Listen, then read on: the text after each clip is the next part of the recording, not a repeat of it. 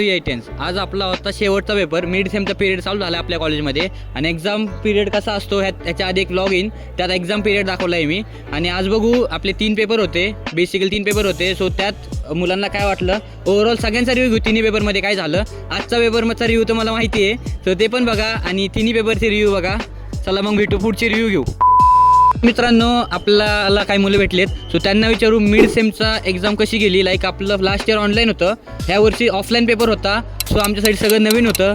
So बघू त्यांना कसं वाटलं की इंजिनिअरिंगचा फर्स्ट पेपर आणि लाईक ओव्हरऑल मिड सेम कशी गेली. सो तुला काय वाटतं कशी गेली मिड सेम? मिड सेम तर चांगली गेली परस्पर. आणि जर का गोष्ट केली आपण पहिल्या पेपरची, माझा पहिला पेपर होता आपला LAचा. मॅथ्सचा चांगलाच विषय आहे, तसा तेवढा जमून गेला मॅथ्स कसाही करून. आणि जसं बाकीचा विषय PSPची गोष्ट केली तर PSPमध्ये तर लॉजिक वगैरे लावूनच केला सॉल्व. पण COAचा थोडासा गेला खूपच खराब गेला. जेवढं पाहिजे तसे मार्क येणार नाही. तरी पाहू आता, देवाच्या भरोश्यावर पाहू आता. तुला काय वाटतं? म्हणू शकतो आपण व्यवस्थित एकदम. COAमध्ये पास होतो की नाही होतो याची गॅरंटी नाही आपल्याला. LA वगैरेचं तर होतं, म्हणजे ठीकठाक होतं. आणि आमचे चवारे भाऊ यांच्यामुळे आमचं जे CR आहेत हे त्यांच्यामुळे आम्ही थोडं पास होऊ शकतो. आता बघू काय राहतं रिझल्ट वगैरे, पण तसं तर सगळंच लागलेलं आहे.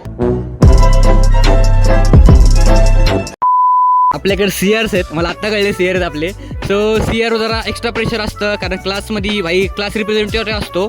सो थोडी जास्त आले पाहिजे CRला असं वाटतं. सो CRचं कसा गेला पेपर? माझ्या तर असं चांगलाच गेला आहे, म्हणजे ठीकठाक आहे. पण माझ्याकडे एक ऑडिओ क्लिप आहे, मला ऐकायची आहे. या ठिकाणी आता उद्या आपला पेपर आहे. आपली आता ढगात जरी गाडीस असली पोरांनो तरी उद्या आपण पेपरच्या ठिकाणी आई झालं तर झालं, रक्ताचं पाणी करून या पेपर लिहून टाका. पुढची पोरगी, मागची पोरगी, साईडचा पोरगा, बाजूचा पोरगा, सगळ्यांची टाका, पण त्यांचा पेपर छापा. पेपरला पण माझे नाही, मला पण पेपर वाटतो. चिंदी पेपर होता.